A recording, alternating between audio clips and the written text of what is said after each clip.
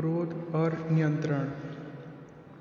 एक समय की बात है, एक राजा घने जंगल में भटक गया। कई घंटे के बाद वो प्यास से व्याकुल होने लगा। तभी उसके नज़र में एक वृक्ष पड़ी। यहाँ एक डाली से टप टप करती पानी की छोटी छोटी बूंदें गिर रही थी। राजा ने एक पत्ते का दाना बनाकर पानी इकट्ठा किया। राजा जैसे ही पानी पीने लगा, एक तोता आया और झपट्टा मारकर उस पानी की दाना को गिरा दिया। राजा ने सोचा, पंछी को भी प्यास लगी होगी, इसलिए वो पानी पीना चाहता था, लेकिन गलती से उसने झपट्टा मारकर पानी गिरा दिया होगा।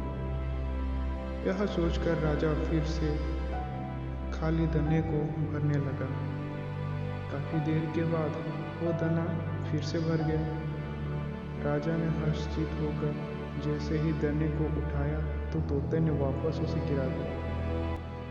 राजा इस बार बहुत तेजी से गुस्सा हो गए और उन्होंने चाबुक उठाकर तोते पर वार कर दिया, उसका प्राण ले लिया।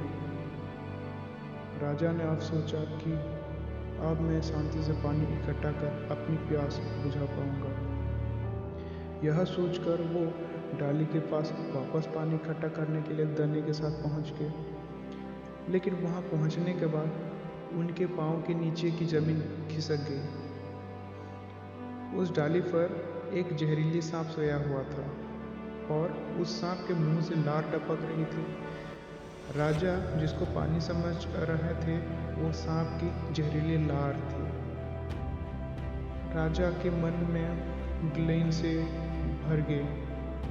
वो भावुक हो गए और उन्होंने कहा कि काश मैंने संतों की बताई हुई उत्तम क्षमा मार्ग को धारण करके अगर क्रोध पर नियंत्रित किया होता तो आज मेरे हाथों एक हितैषी निर्दोषी पक्षी की जान नहीं गई होती।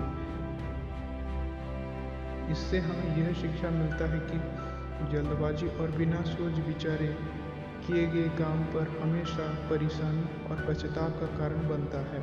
तो सदैव सोच विचार करके काम करना चाहिए और क्रोध बिल्कुल ही ना करना चाहिए।